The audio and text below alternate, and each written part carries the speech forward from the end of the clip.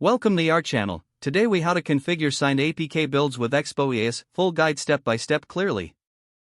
To configure signed APK builds with Expo EAS, begin by ensuring you have the latest version of the Expo CLI installed. Open your terminal and run the command npm install g expo CLI. Next, navigate to your project directory using the terminal. Run the command expo init your project name to create a new Expo project or open an existing one. Once inside your project directory, check if you have the EAS CLI installed. If not, install it by running npm install g EAS CLI. After installation, initialize EAS in your project by running EAS build configure. This command will create an EAS.json file in your project, where you can configure your build settings. Open the EAS.json file and set up the configuration for Android builds.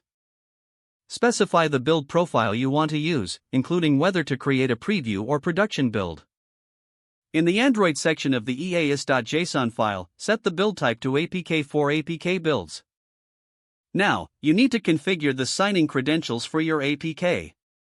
If you don't have a key store, you can generate one by running EAS credentials.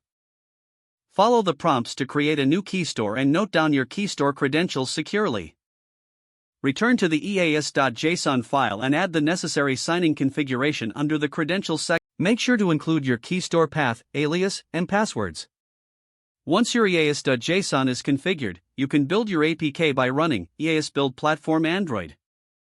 EAS will handle the build process, and you will see logs in your terminal that will keep you updated. After the build completes, you will receive a link to download your signed APK.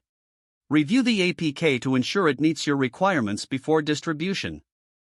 If you encounter any issues during the process, consult the Expo documentation for troubleshooting tips. When your signed APK is ready, you can proceed to publish it to the Google Play Store or share it directly. If the page does not load, refresh the browser or try again in a private or incognito window. Make sure you are using the correct email address, then retype it carefully to avoid small typos. If your password is not accepted, use the reset option and create a new strong password you can remember. Check your spam folder for verification or security emails, then complete any requested confirmation steps. Enable two-factor authentication if available to improve account security and reduce unauthorized access risk. After signing in, review your profile details so your contact information and settings are accurate and current. Don't forget to like this video and subscribe to our channel for more step-by-step tech guides.